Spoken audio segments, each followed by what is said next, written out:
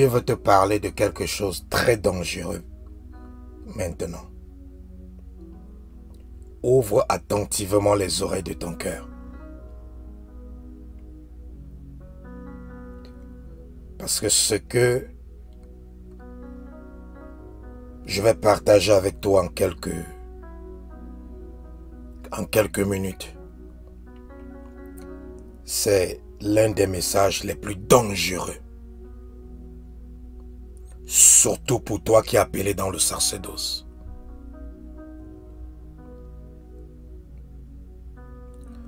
Quand ta prière devient une abomination à Dieu,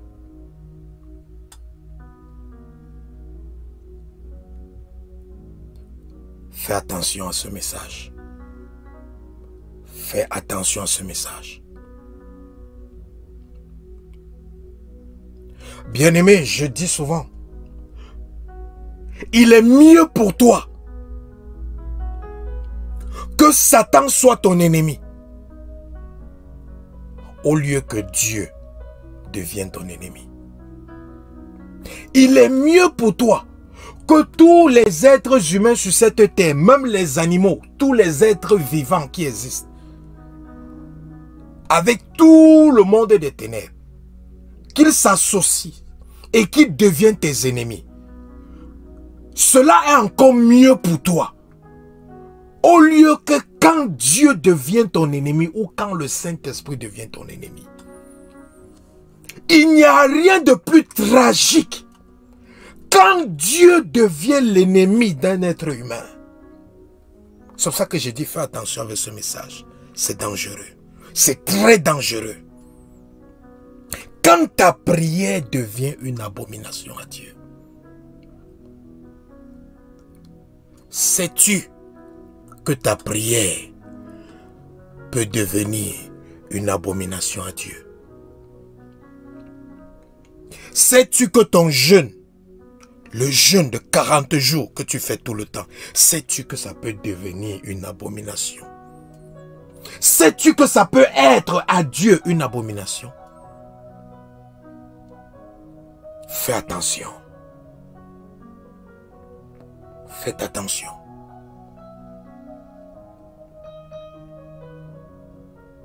Dieu n'est pas là pour vous dire ce que les autres vous ont déjà dit, non. Il est là pour vous dire quelque chose de nouveau ce soir.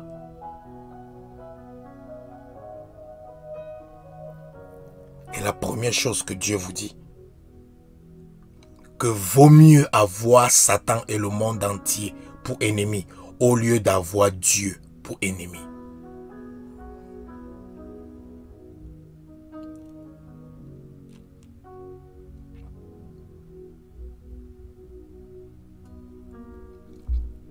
Nous allons ouvrir nos Bibles dans le livre de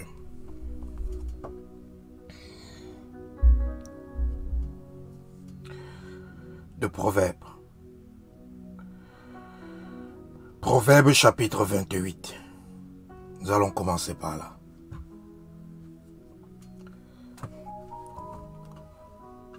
Proverbes 28.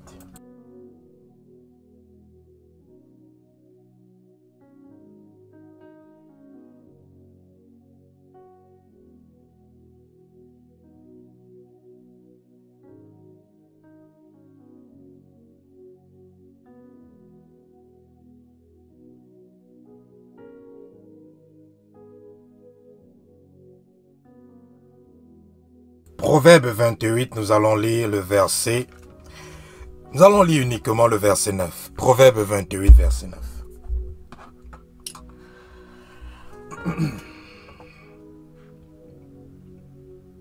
Proverbe. Ok.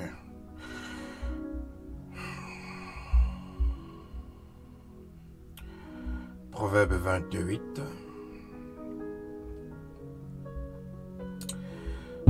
Et le verset 9. Qu'est-ce que la Bible nous dit dans Proverbe 28, verset 9?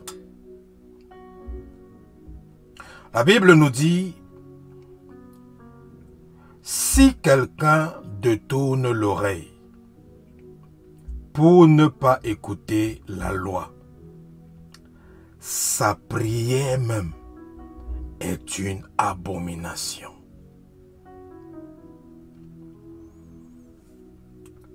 Ah oui, bien-aimé, ce passage doit te faire grincer les dents. Ce passage doit te faire grincer les dents.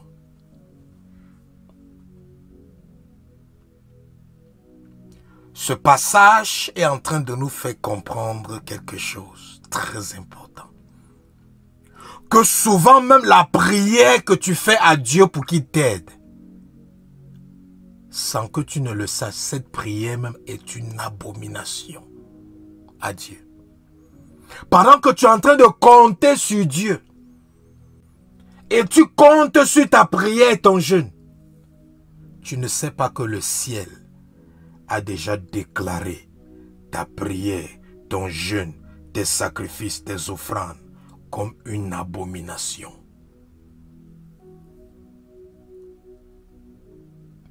Quand ta prière devient une abomination à Dieu,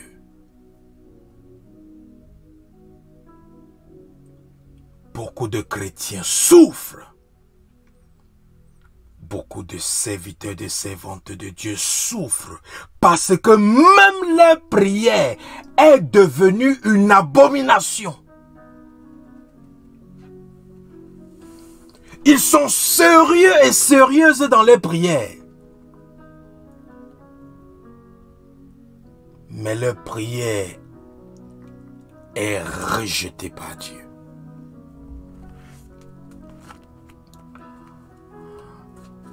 Premièrement, c'est quoi une abomination? C'est quoi une abomination?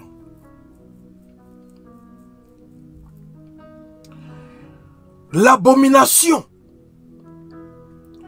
c'est quelque chose, quand la Bible dit que quelque chose est abominable à Dieu, ou quand la Bible dit que quelque chose est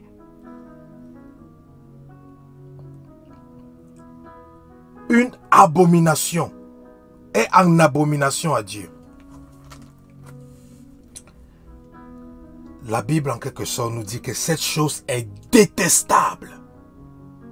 Détestable.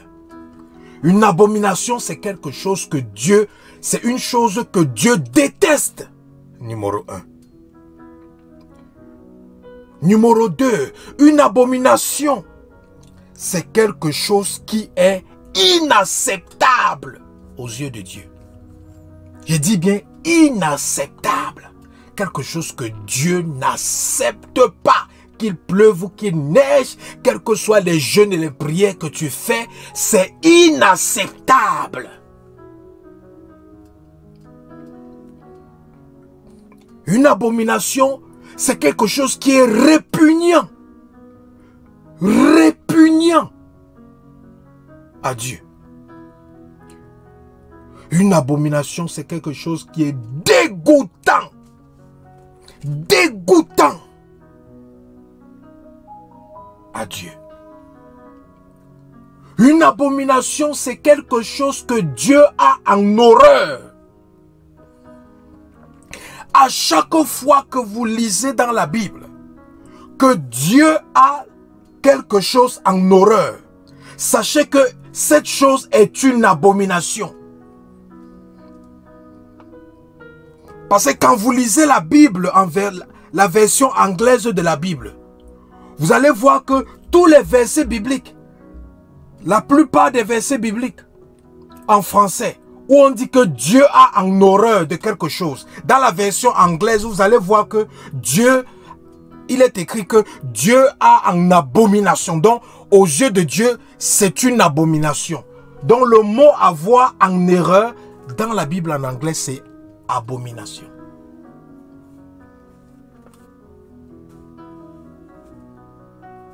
La traduction de la Bible, de la langue hébreuse aux langues modernes d'aujourd'hui, ça a beaucoup dilué la parole de Dieu. Donc l'abomination, c'est quelque chose que Dieu a en horreur. Et la Bible nous dit qu'il est possible que même les prières d'une personne soient une abomination à Dieu. Ah oui. Ah oui.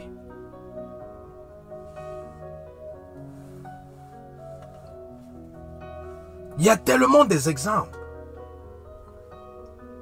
Dans Proverbes chapitre 15, au verset 8, la Bible nous dit que le sacrifice du méchant est en horreur à Dieu. C'est une abomination pour Dieu. Donc un méchant fait un sacrifice à Dieu, c'est une abomination pour lui.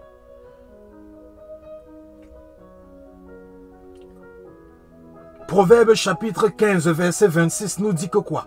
Que la pensée mauvaise ou la pensée du méchant est une abomination à Dieu. Dieu a cela en horreur. Proverbe 11, verset 20 nous dit que ceux qui ont le cœur pervers sont en abomination à Dieu. Proverbe 16, verset 5. La Bible dit que un cœur hautain, quelqu'un qui est orgueilleux, arrogant, imbu de sa personne, est en abomination à Dieu.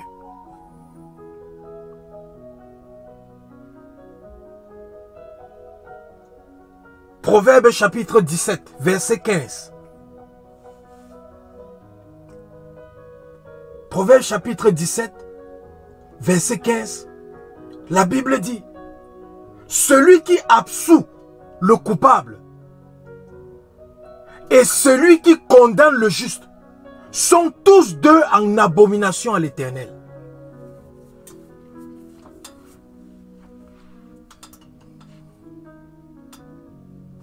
Les abominations.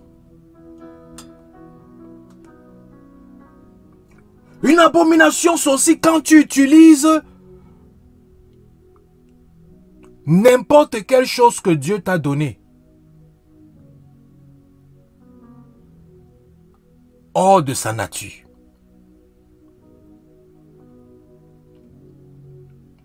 C'est pour ça que les relations sexuelles entre hommes, entre femmes, ce sont des abominations. Pourquoi?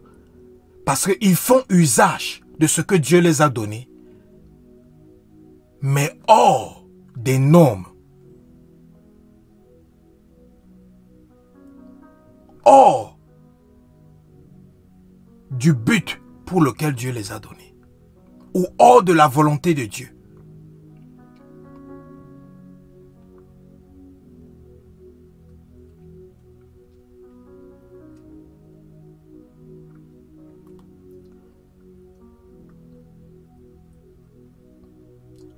Donc, qu'est-ce qui se passe au point où ta prière peut devenir une abomination à Dieu, alors que tu es né de nouveau, baptisé par le Saint-Esprit, parlant en langue, mais Dieu te regarde comme quelqu'un qui est abominable.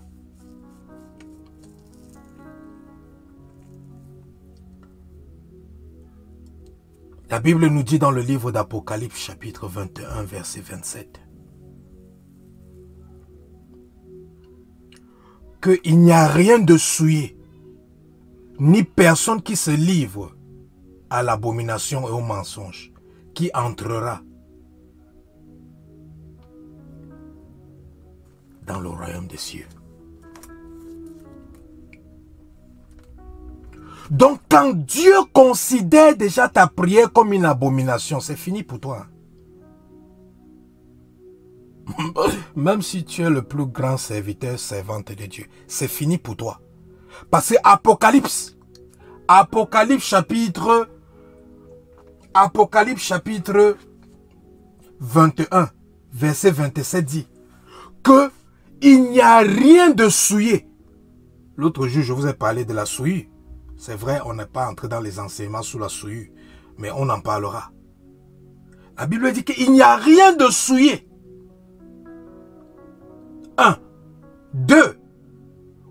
Il n'y a ni personne qui se livre à l'abomination. 2. Et au mensonge, qui entrera. Qui va entrer dans le royaume des cieux. Donc, quand Dieu considère ta prière comme une abomination, ça veut dire que ta situation est grave. Ça veut dire que même si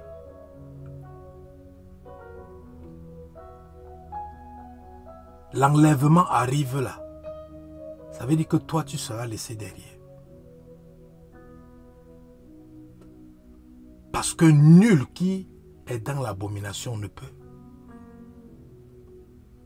Et si Dieu considère déjà ta prière comme une abomination, ça veut dire que tu es déjà abominable. Maintenant, il faut se poser la question, qu'est-ce qui rend ou qu'est-ce qui peut rendre ma prière abominable à Dieu?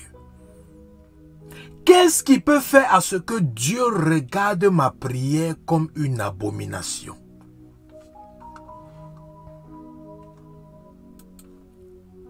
C'est la question qu'il faut se poser maintenant. Qu'est-ce qui peut faire à ce que Dieu regarde ma prière comme une abomination?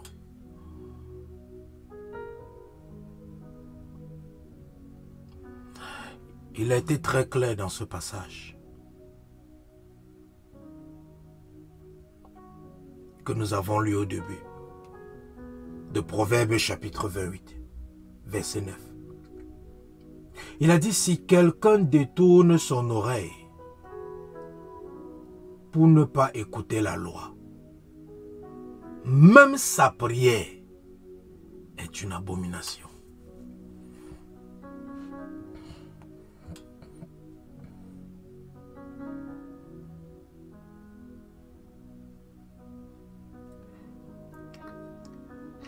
Quand tu n'écoutes pas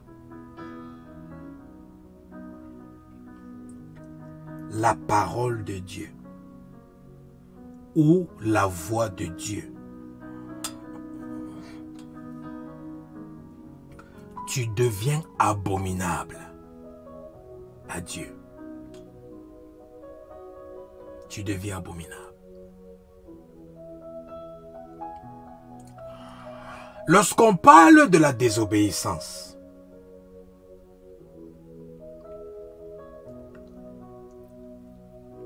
il y a deux catégories. Numéro 1, il y a la désobéissance de la parole de Dieu. C'est-à-dire que tu désobéis à ce qui est écrit. Tu désobéis à ce qui est écrit. Ça, c'est le premier type de désobéissance.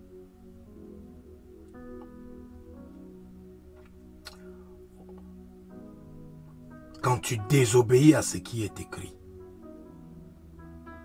Il y a le deuxième type de désobéissance que beaucoup de chrétiens ignorent et même les serviteurs de Dieu ignorent, qui est la désobéissance à la voix de Dieu. Là-bas, ce n'est pas écrit, c'est la voix de Dieu, mais ce n'est pas écrit.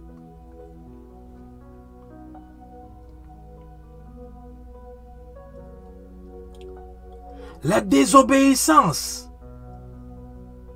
de la parole écrite de Dieu, c'est tout ce que nous lisons tous les jours.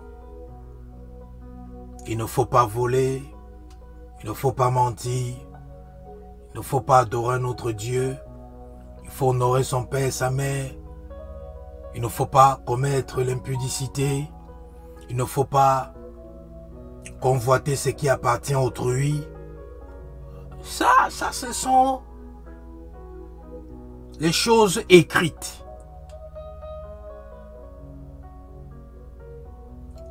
Quand on n'observe pas ces choses dans nos vies, à un moment donné, aux yeux de Dieu, nous sommes vus comme des rebelles. Parce que je vous ai toujours dit qu'il y a la différence entre un rebelle et un pécheur.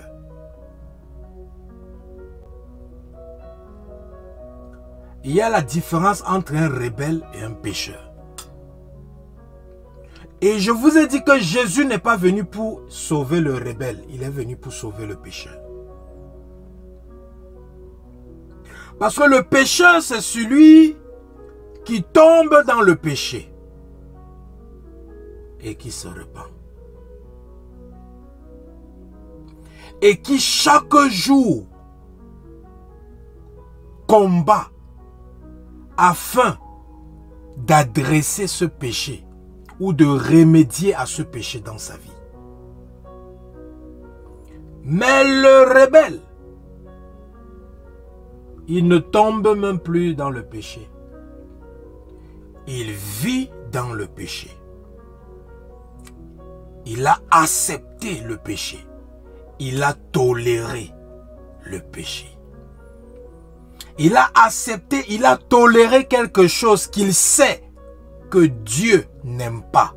Quelque chose qu'il sait que Dieu ne veut pas. Mais il a toléré cela. À cause d'un intérêt quelconque.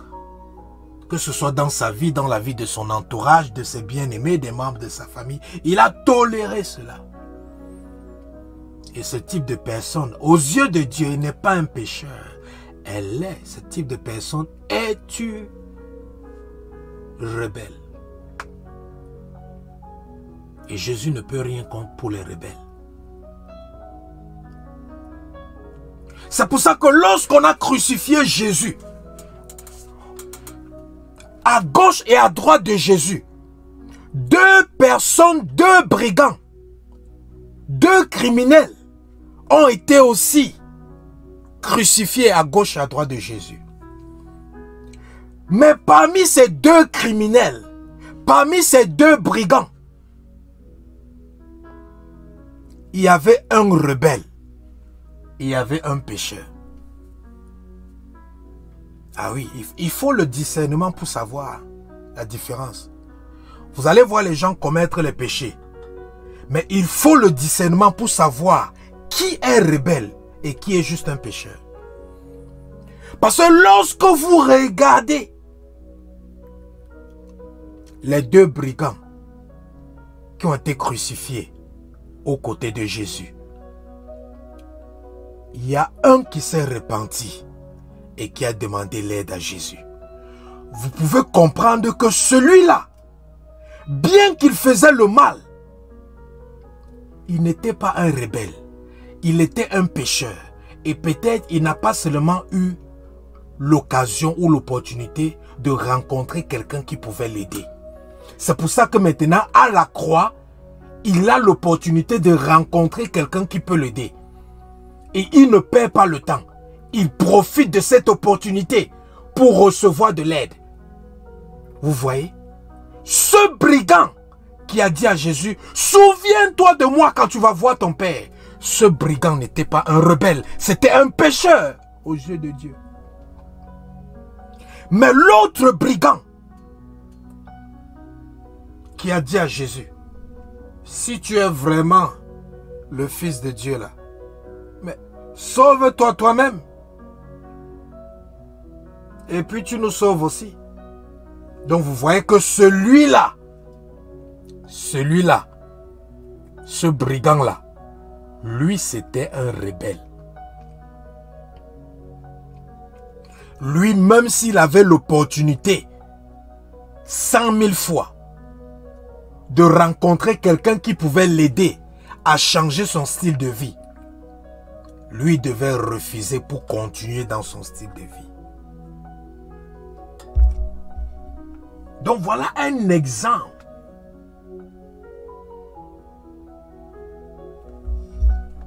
de la différence entre le pécheur et le rebelle.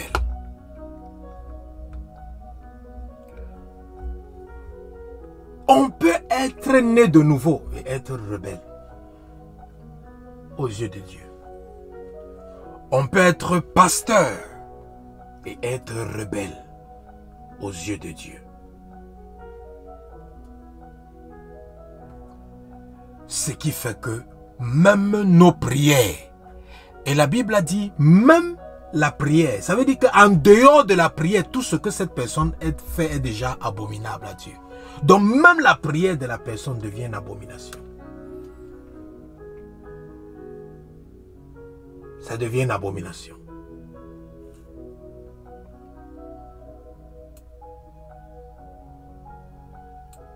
Ça devient une abomination.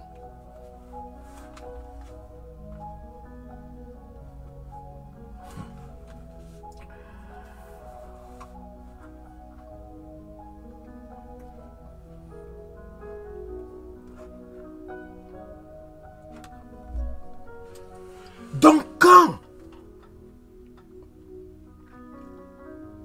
tu vis consciemment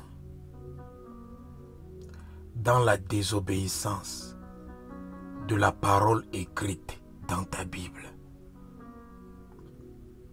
sans t'en rendre compte, tu deviens abominable à Dieu.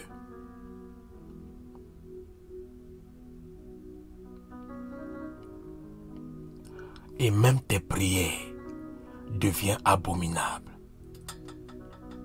Parce que Dieu t'interpelle, mais tu ne déploies même pas des efforts, tu ne montres même pas la volonté pour essayer de remédier à ce problème, à cette mauvaise habitude, à ce péché, à cette mauvaise chose. Tu deviens abominable. Et à ce moment, même ta dîme est une abomination dans le panier des offrandes. Parce que la Bible nous dit dans le livre de Proverbes, chapitre 15, verset 8, que même le sacrifice du méchant est en horreur à Dieu.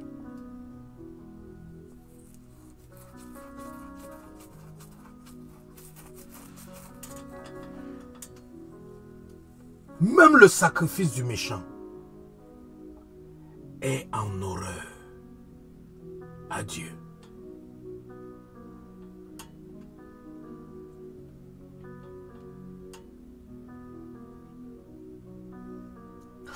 Le deuxième type de désobéissance dont beaucoup de personnes ne sont pas conscients, mais qui leur rend abominable aux yeux de Dieu, c'est la désobéissance à la voix de Dieu ou à l'Esprit de Dieu. Oui, ça c'est différent de la désobéissance à la parole de Dieu. La désobéissance à la voix de Dieu.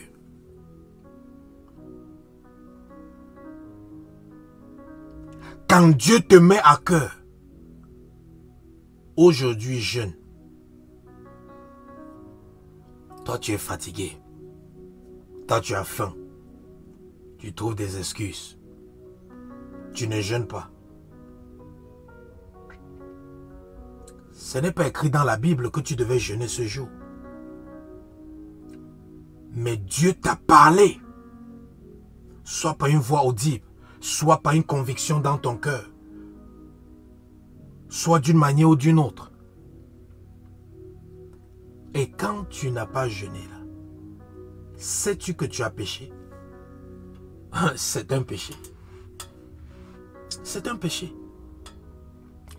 En ce moment-là, tu n'as pas désobéi à la parole écrite, mais tu as désobéi à la parole parlée. Il y a la différence entre la parole écrite et la parole parlée. La parole écrite, c'est ce que nous avons dans la Bible. La parole parlée, c'est ce que le Saint-Esprit te demande de faire ou ce que Dieu te demande de faire.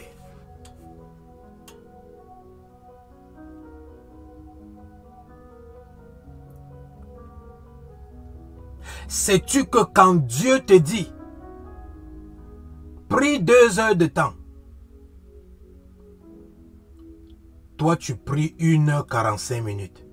Sais-tu que tu as péché? Tu ne le savais pas.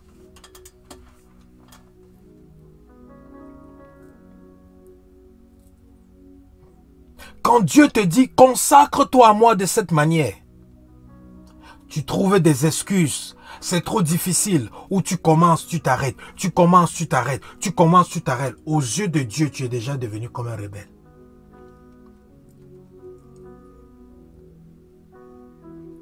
Parce que tu n'écoutes pas la voix de Dieu. Tu as dit, oh pasteur, je ne commets pas de fornication, je ne vis pas dans l'impudicité, je ne mens pas, je ne vole pas. Oui. Tu ne fais pas toutes ces choses. Mais quand Dieu t'a dit de prier 3 heures de temps l'autre jour, tu as prié 3 heures de temps. Non, tu as péché. Regardez ce qui est arrivé avec le jeune riche dans la Bible. La Bible dit que le jeune riche est venu accoster Jésus. Il a dit à Jésus, quoi d'autre dois-je faire pour être sauvé? Jésus-Christ lui a dit, respecte les 10 commandements. Il a dit à Jésus, depuis ma tendre enfance, j'ai respecté les 10 commandements. Jésus-Christ a dit, ok. Ça veut dire que la parole écrite, tu as obéi. Mais maintenant, Jésus-Christ lui a donné une autre parole, qui n'était pas la parole écrite, qui était la parole parlée. Jésus-Christ lui a dit, maintenant, va vendre toutes tes possessions et donne-les aux pauvres. Viens et suis-moi. Qu'est-ce qui s'est passé? Le cœur du jeune riche s'est attristé. Et il a pris sa route. Il n'a pas suivi Jésus. Et c'est là que Jésus a dit, il sera plus difficile pour un riche d'entrer au royaume des cieux que pour un chameau de passer par le trou d'une aiguille. Ce jeune riche était intègre. Il vivait dans la sainteté, la sanctification. Du moins, il pensait. Du moins, il pensait qu'il vivait dans la sainteté et la sanctification. Mais quand Jésus le dit, vends toutes tes possessions, viens et suis-moi. Ça c'est quoi? C'est la mort. Jésus l'appelle à la mort. Vends tout ce que tu as, viens et suis-moi. Il n'a pas obéi. Il a obéi à la parole écrite, mais il n'a pas obéi à la parole parlée.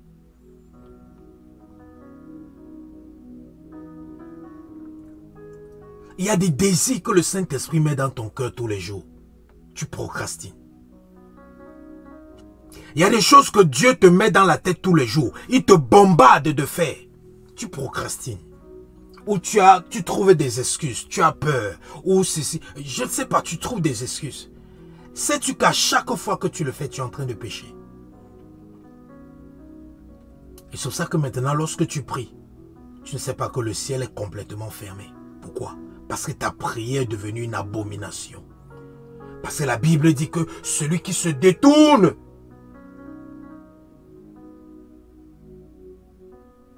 pour ne pas écouter, même sa prière devient une abomination.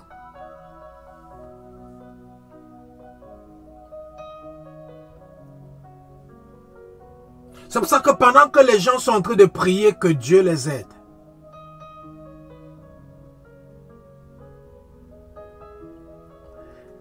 Pendant qu'ils sont en train de prier que Dieu les aide,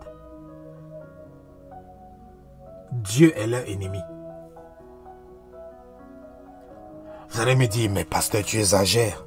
Comment peux-tu dire que Dieu peut être l'ennemi de l'homme? Dieu a créé l'homme à son image, à sa ressemblance. Dieu aime l'homme. Pasteur, comment peux-tu dire que Dieu peut devenir l'ennemi de l'homme? Ok, si tu dis ça, c'est sûrement parce que tu n'as pas bien lu ta Bible. Ou parce que tu n'as pas encore bien lu la Bible.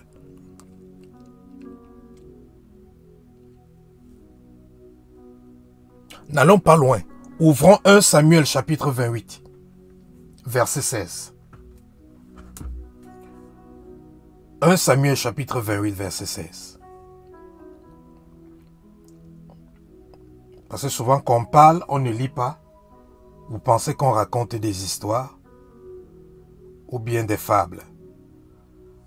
Donc, 1 Samuel chapitre 28, verset 16.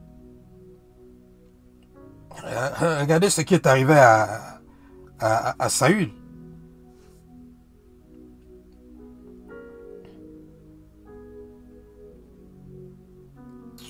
Pour bien comprendre même ce passage, commençons au verset 15. Commençons au verset 15. On va lire le verset 15 jusqu'au verset 16. Donc 1 Samuel chapitre 28, verset 15 au verset 16.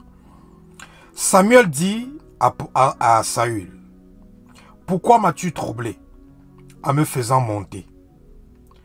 Saül répondit, « Je suis dans une grande détresse.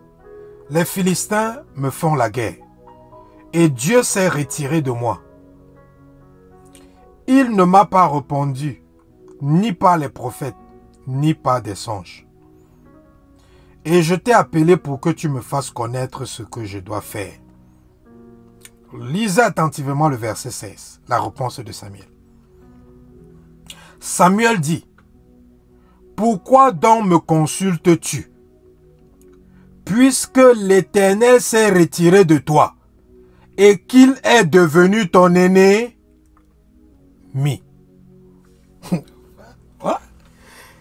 Voilà le prophète Samuel qui dit à Saül que où je suis, je ne peux rien pour toi, Saül. Parce que numéro 1, Dieu s'est retiré. Numéro 2, Dieu est devenu ton ennemi. Ce n'est pas toi qui es devenu l'ennemi de Dieu, mais Dieu est devenu ton ennemi. Sais-tu que tu peux être en train de prier, jeûner pendant 40 jours, alors que Dieu est ton ennemi? Et tu vas te poser la question, pourquoi ma vie ne change pas? Pourquoi ma situation ne change pas? Seigneur, je t'invoque, pourquoi tu ne te manifestes pas? Tu pries un Dieu qui est devenu ton ennemi? Quand Dieu devient ton ennemi, ça veut dire que quoi? Ça veut dire que ce n'est plus Satan qui te combat, c'est Dieu qui commence à te combattre. Ah.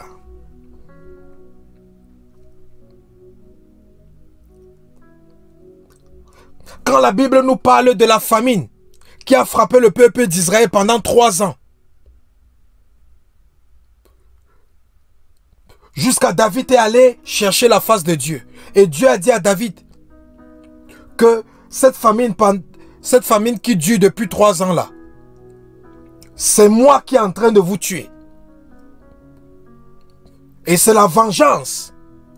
Parce que le roi Saül et sa maison, dans leur zèle amer, ils ont versé le sang des Gabonites avec qui vous aviez une alliance. Et la Bible dit, quand on a sacrifié, on a pendu les 7 fils de la maison de Saül, la main du Seigneur s'apaisantit sur Israël, dont la famine est finie. Donc qui créait la famine en Israël, qui faisait mourir les gens en Israël, c'était Dieu. Qui était l'ennemi d'Israël? Ce n'était pas les Gabonites. Ce n'était pas le diable. Ce n'était pas les démons. Ce n'était pas les esprits familiers. Ce n'était pas les autels de famille. C'était Dieu qui était l'ennemi d'Israël. C'est pour ça qu'au début de ce message, je vous ai dit, vaut mieux que Satan et tout le monde entier soient tes ennemis, au lieu que Dieu soit ton ennemi. Parce que quand Dieu devient ton ennemi, c'est grave. Même Satan a pitié de toi. Quand Dieu devient ton ennemi, même Satan a pitié de toi. Satan qui n'a pas de sentiments. Mais quand Dieu devient l'ennemi de quelqu'un, même Satan a pitié de la personne. Dieu est devenu l'ennemi de Lucifer. Directement, il a créé l'enfer pour le juger. Juste pour vous faire comprendre, quand Dieu devient ton ennemi. Voici Saül. Il vient demander l'aide. Le prophète dit, je ne peux plus rien pour toi. Car Dieu est, l'Éternel est devenu ton ennemi. Combien de personnes sont à l'église alors que Dieu est leur ennemi? Et pourquoi est-ce que l'Éternel est devenu l'ennemi de Saül?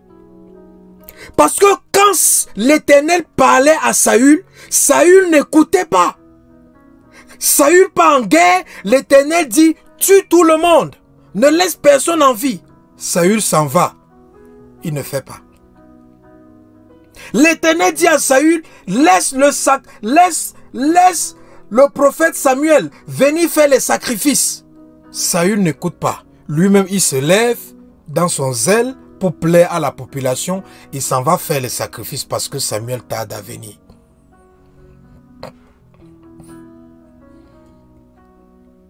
Dieu a dit, ok Saül, comme tu n'écoutes jamais ma voix, parce que la Bible nous dit bien que c'est parce que Saül n'a pas écouté la voix de Dieu que Dieu s'est retiré de lui et que Dieu est devenu son ennemi et que Dieu l'a rejeté. C'est pour ça que je disais que le deuxième type de désobéissance, c'est une désobéissance que beaucoup de personnes ignorent. Mais c'est ça qui nous rend abominables. C'est ça qui rend Dieu à ce que Dieu devienne notre ennemi. Regardez ce qui est arrivé à Jonas. Dieu est devenu l'ennemi de Jonas. Et si Jonas s'entêtait, il mourrait pour ne plus revenir. Si Jonas s'entêtait, il mourrait. Quand il a refusé de faire ce que ce n'était pas écrit dans la loi ou dans la Torah, que Jonas devait aller prêcher à Ninive. Mais c'était une parole parlée. C'était la voix de Dieu qui lui a parlé. Il a désobéi à cette voix. Tout ce qu'il faisait, Dieu gâtait, Dieu détruisait. Et sûrement, peut-être Jonas pouvait commencer à dire, ah, ce sont les esprits familiers, ce sont les auteurs des familles qui me combattent. Alors que non. C'est Dieu qui est devenu son ennemi.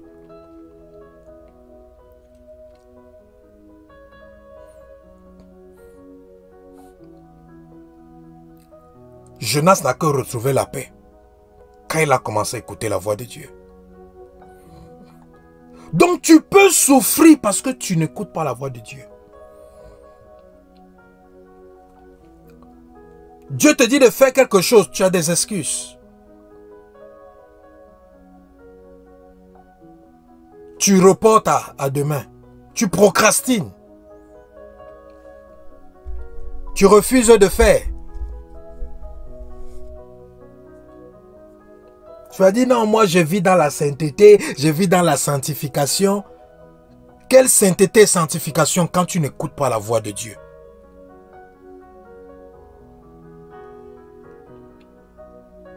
Il y a la parole écrite. Il y a le réma, la parole révélée ou la parole parlée.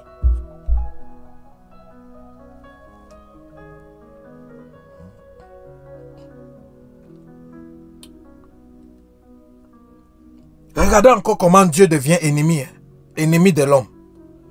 Ouvrons le livre de Jacques. Jacques chapitre 4.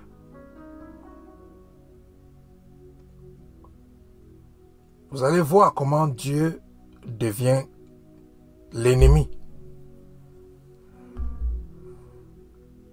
Dieu devient l'ennemi de l'homme.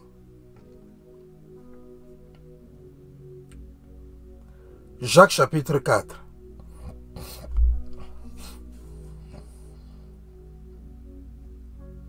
Jacques chapitre 4, nous allons lire le verset 4. Jacques chapitre 4, lisons le verset 4. Qu'est-ce que le verset 4 de Jacques chapitre 4 nous dit?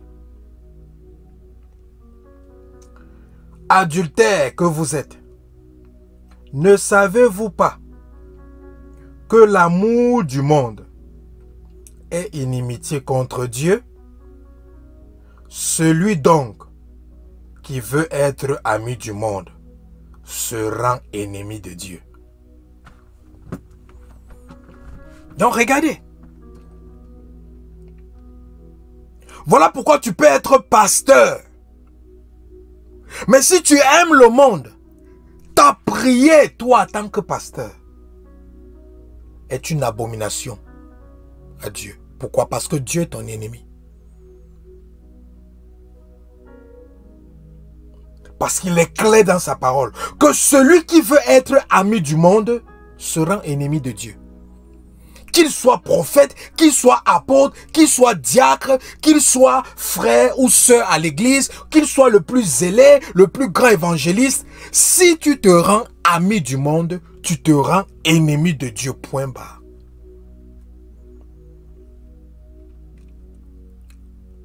Combien de personnes sont en train de prier alors qu'ils sont ennemis de Dieu? Combien de personnes sont en train de jeûner alors qu'ils sont ennemis de Dieu? Combien de personnes chassent Satan dans leur vie tous les jours alors qu'eux-mêmes ils sont ennemis de Dieu? Quand tu es ennemi de Dieu, tu vas chasser Satan comment? Tu vas chasser Satan comment?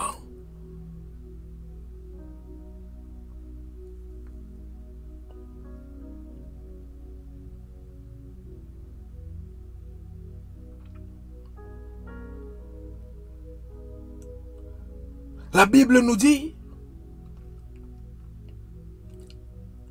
que le peuple de Dieu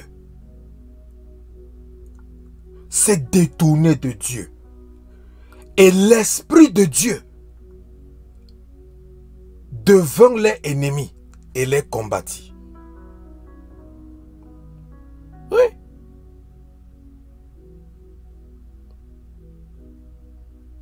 L'Esprit de Dieu le combattit.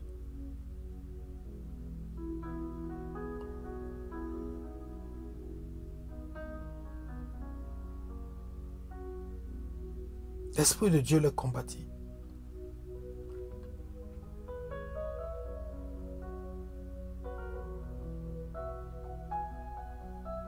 Le Saint-Esprit là, il peut devenir ton ennemi. Il peut devenir ton ennemi.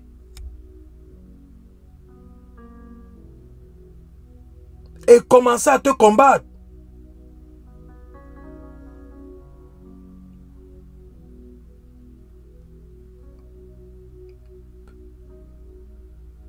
À cause de ta désobéissance.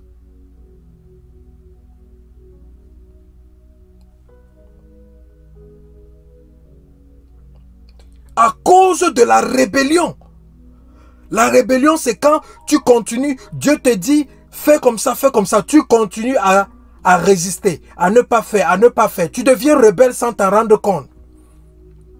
Et Ésaïe chapitre 63, verset 10, comment ça s'est réalisé dans ta vie?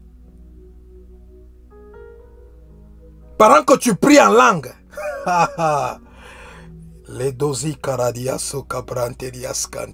pendant que tu pries en langue, le Saint-Esprit est en train de te combattre.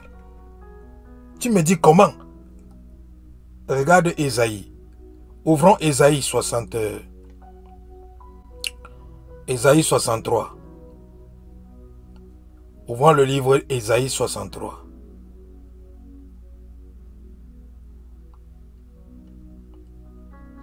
Ésaïe 63, verset 10.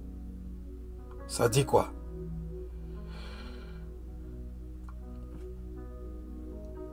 Ésaïe 63, verset 10.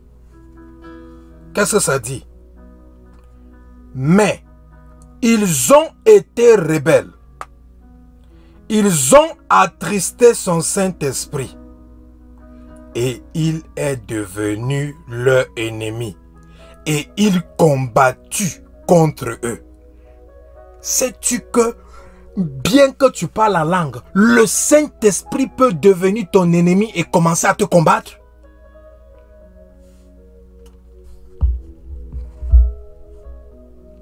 Arrête de dire que j'ai trop prié, j'ai trop jeûné. Je n'ai pas vu de résultat. Pose-toi la question. Ma prière était-elle une abomination à Dieu ou pas? Le Saint-Esprit était-il mon ami ou mon ennemi pendant que je priais? Pendant que je jeûnais? Parce que la Bible nous dit dans Ésaïe chapitre 63, verset 10, que le peuple de Dieu s'est rebellé contre Dieu. Par conséquent, le Saint-Esprit est devenu leur ennemi. Et le Saint-Esprit ne s'est pas arrêté là. Le Saint-Esprit a commencé à les combattre.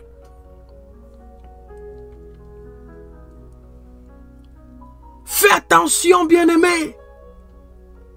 Souvent, tu peux penser que c'est Satan qui te combat. Souvent, tu peux penser que c'est les esprits familiers qui te combattent. Souvent, tu peux penser que c'est les hôtels de famille qui te combattent. Souvent, tu peux penser que c'est le sorcier de ta famille qui te combat. Alors que c'est le Saint-Esprit qui est en train de te combattre parce que tu es rebelle à ses instructions.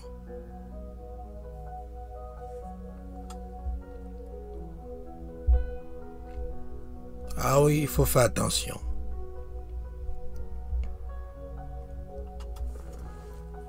C'est pour ça que je t'ai dit que ce message-ci est très très dangereux.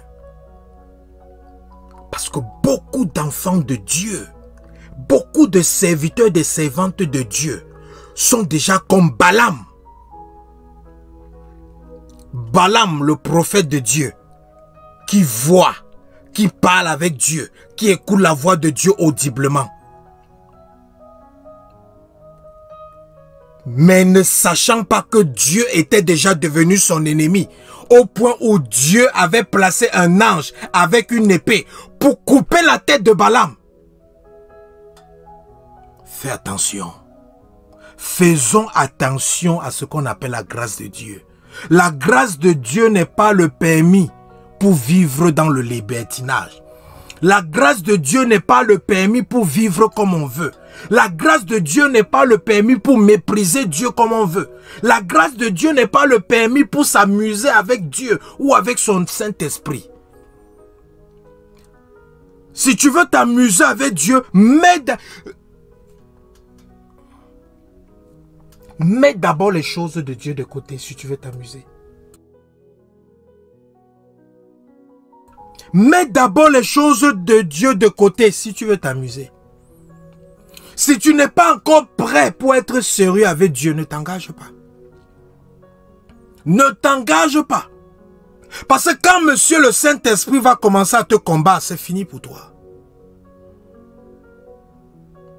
Quand le Saint-Esprit a combattu les enfants d'Israël, dans Ésaïe 63, verset 10, ils n'ont que eu leurs yeux pour pleurer. Ils n'ont que eu les yeux pour pleurer.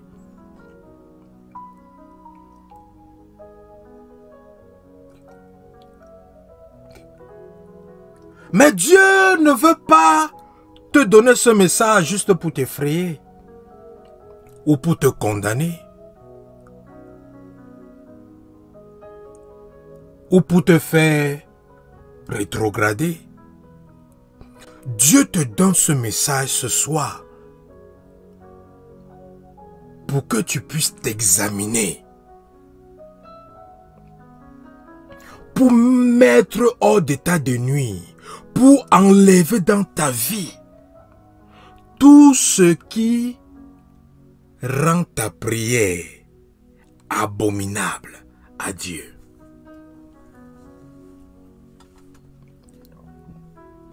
Tu as crié devant Dieu que tu veux voir le changement dans ta vie. Tu as crié devant Dieu que tu veux quelque chose de nouveau. Tu as crié devant Dieu que tu veux qu'il t'utilise puissamment. Dieu a écouté ta prière. C'est pour ça qu'il te donne cet enseignement. Ce n'est pas pour te condamner. C'est pour t'avertir. Pour t'aider à te ressaisir. Afin que tu puisses entrer dans le plan qu'il a pour toi.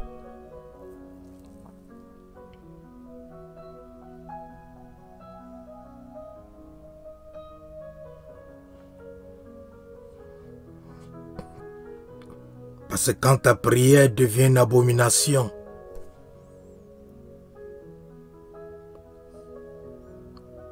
Dieu ne peut plus t'aider. Dieu ne peut plus rien pour toi.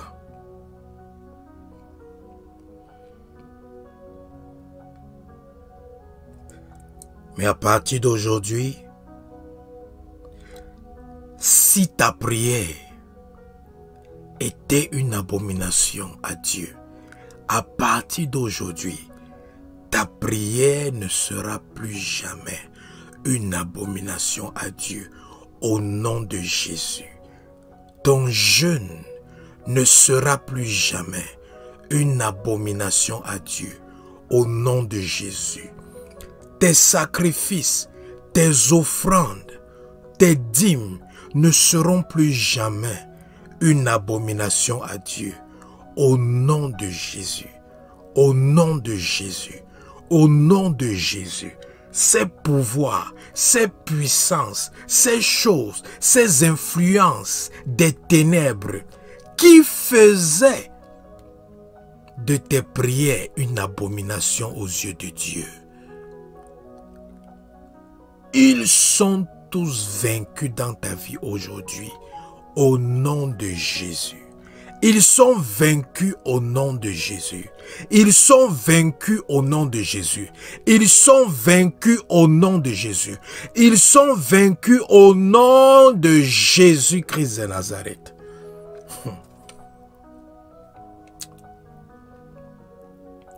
Bien-aimés, nous disons que sur la croix,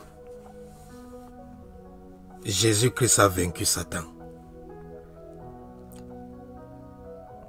Mais sachons que Jésus-Christ n'a pas tué Satan. Il a vaincu Satan, mais il n'a pas tué Satan. Donc Satan est encore vivant.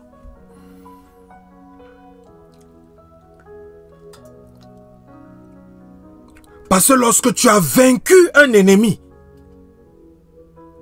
ça ne veut pas dire que tu dois croiser les bras. L'ennemi est vaincu. C'est bon. Mais l'ennemi n'est pas mort.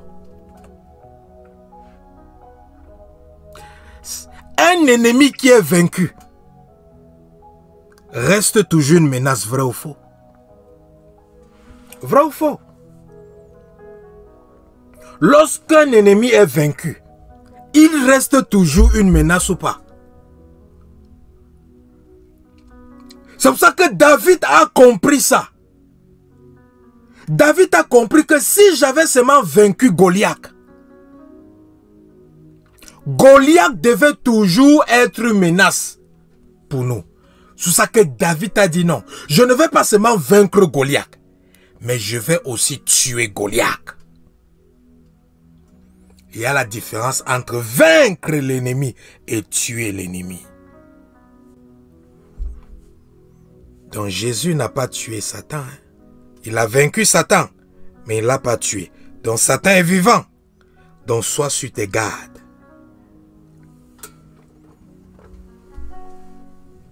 C'est pour ça que Jésus a passé son temps à dire quoi? Veillez et priez. Veillez et priez. Veillez et priez. Pourquoi Jésus a demandé de veiller? Pourquoi Jésus a demandé de veiller? Parce qu'il sait que même quand l'ennemi a été vaincu, parce que l'ennemi n'est pas encore mort, il faut rester prudent. C'est pour ça qu'il a dit aux disciples, dans ce monde, soyez sages comme des colommes et prudents comme des serpents.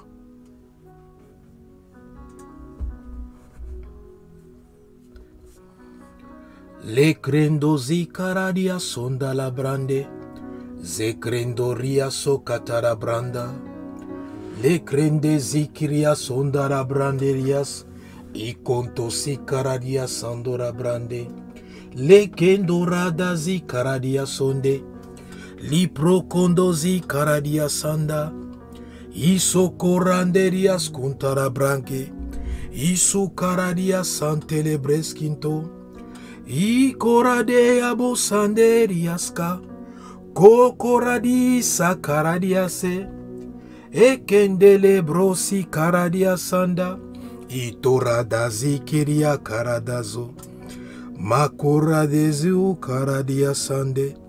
Izi karadia son telebrande. Sakante le brico sante le branda. Izu karadia sande le branderis. Makatoradia sande le bros. Ah oui, bien-aimé. Après ce soir, plus jamais ta prière ne sera une abomination à Dieu. Plus jamais ton sacrifice ne sera une abomination à Dieu. Beaucoup de personnes souffrent de ce dont a souffert Caïn. Caïn a porté l'offrande devant Dieu. Mais l'offrande de Caïn à Dieu était une abomination.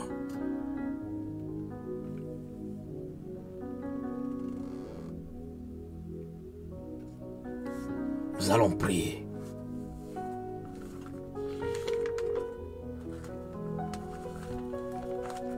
Les douze brandadia sont telebrande, licoto si caradia san delebrendo, la prandoria sota, liconto sa caradia cite, la dosi brande li cadaze, le conto si caradia suca, iso caradia son delebrosca teribrasca.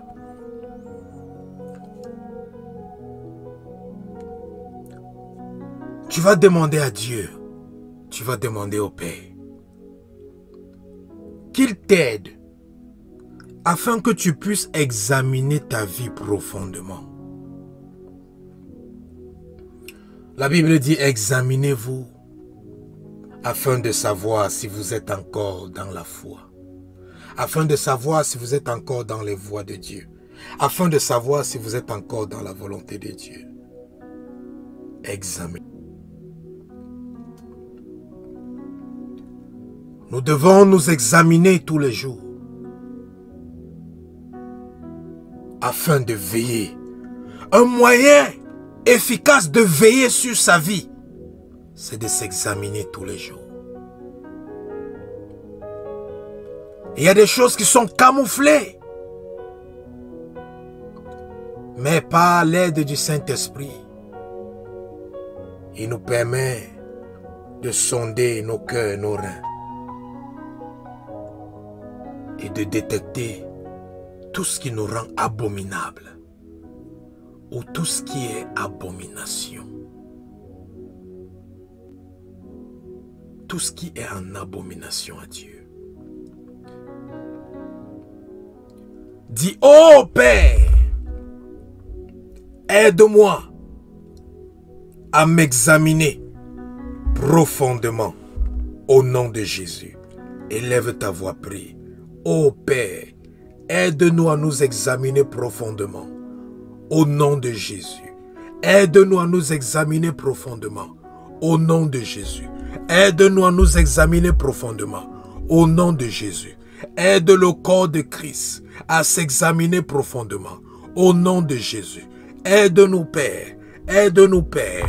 Aide le leadership de l'Église universelle à s'examiner profondément. Aide les serviteurs, les servantes de Dieu, partout dans le monde entier, à s'examiner profondément et personnellement. Aide, Seigneur, les frères, les sœurs en Christ, les brebis, à s'examiner individuellement, personnellement, profondément, au nom de Jésus. Aide-nous, Père. Aide-nous à nous examiner. Aide-nous à nous examiner. Aide-nous à nous examiner. Aide-nous à nous examiner. Aide-nous à nous examiner. Aide-nous à nous examiner. Aide-nous. Aide-nous à nous examiner.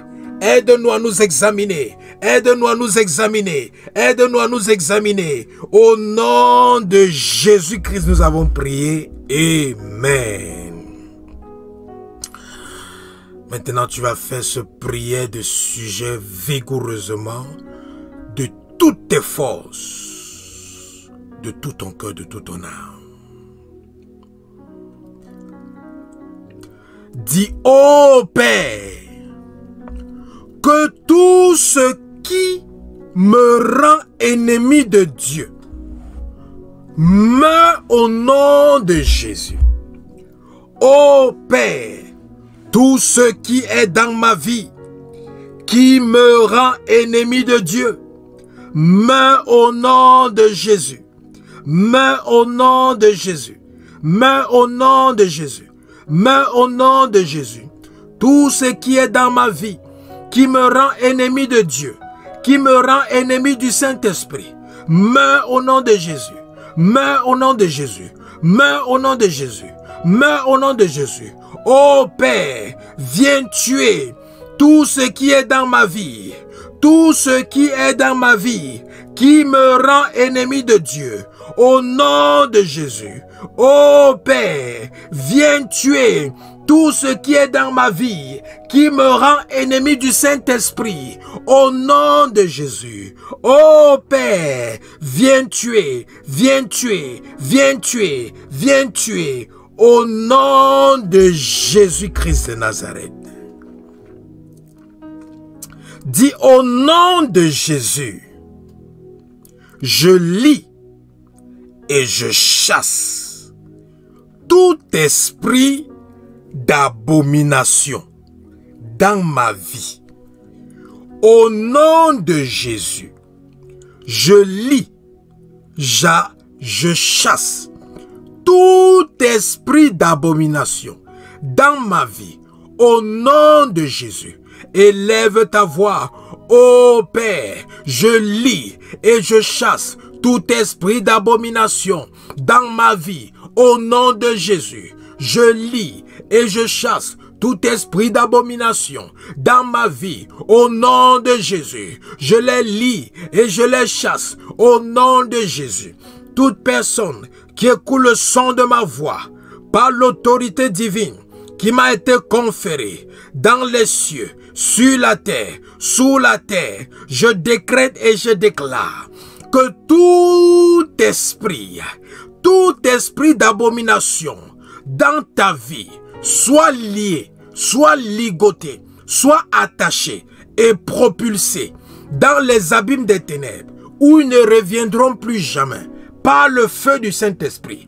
Qu'ils soient propulsés hors de ta vie, dans les abîmes des ténèbres, où ils ne reviendront plus. Au nom de Jésus, au nom de Jésus, au nom de Jésus, au nom de Jésus, au nom de Jésus, au nom de Jésus-Christ de Nazareth, nous avons prié. Amen. Dis, ô Saint-Esprit, consume par ton feu toute racine et semence de la rébellion dans mon sang, dans ma vie, au nom de Jésus. Ô Saint-Esprit, par ton feu, consume toutes les racines et les semences de la rébellion dans ma vie et dans mon sang, au nom de Jésus. Parce que certains d'entre vous, la rébellion qu'il y avait dans la vie de vos ancêtres, dans la vie de vos parents, au travers du sang qui coule dans vos veines, cette rébellion se réplique. Cette rébellion se reproduit dans votre vie. C'est pour ça que demandez au Saint-Esprit d'embraser par son feu les racines, les semences de la rébellion dans votre sang qui coule dans votre veine et dans tous les domaines de votre vie. Au nom de Jésus, élevez vos voix, priez. Saint-Esprit, par ton feu, embrase toutes les racines et les semences de la rébellion dans notre sang, dans notre vie. Au nom de Jésus, embrase-les par le feu, embrase-les par le feu, consume-les par le feu, consume-les par le feu, consume-les par le feu, consume-les par le feu, consume-les par le feu, consume-les par le feu, consume-les par le feu, consume-les par le feu, consume-les par le feu, consume-les par le feu, consume-les, consume-les, consume-les, consume-les, consume-les. Au nom de Jésus-Christ de Nazareth, nous avons prié. Amen. Dis mon corps, mon âme, mon esprit, conformez-vous à la volonté parfaite de Dieu. Au nom de Jésus, mon corps, mon âme, mon esprit, je vous commande de vous conformer à la volonté parfaite de Dieu. Au nom de Jésus, mon corps, mon âme, mon esprit, je vous commande de vous conformer à la volonté parfaite de Dieu.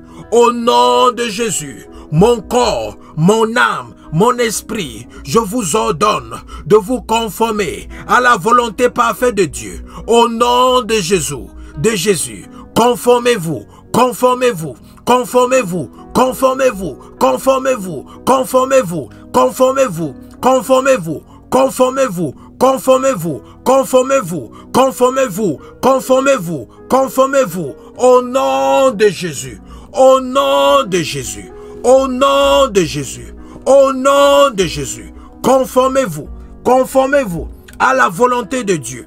Mon corps, mon âme, mon esprit, conformez-vous, conformez-vous, conformez-vous, conformez-vous, conformez-vous, au nom de Jésus, conformez-vous, au nom de Jésus, conformez-vous, au nom de Jésus, conformez-vous, conformez-vous, conformez-vous, conformez-vous, au nom de Jésus-Christ, nous avons prié.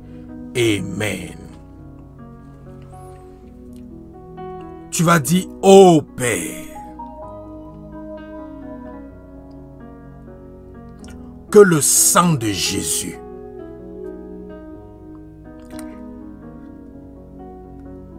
rende ma vie acceptable, agréable à Dieu. Parce que quand l'abomination était dans ta vie était inacceptable. Ta vie était dégoûtante. Ta vie était répugnante à Dieu. Donc prie maintenant que par le sang de Jésus, que ta vie devienne acceptable. Que ta vie devienne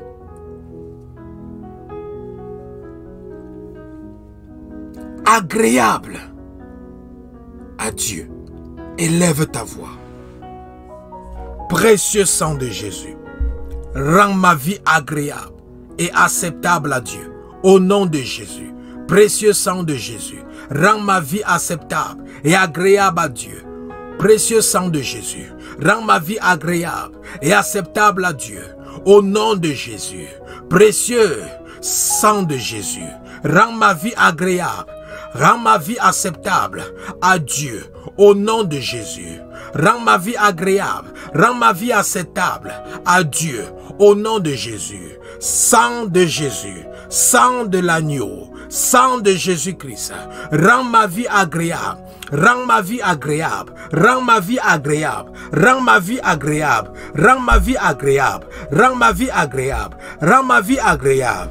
Au nom de Jésus-Christ de Nazareth.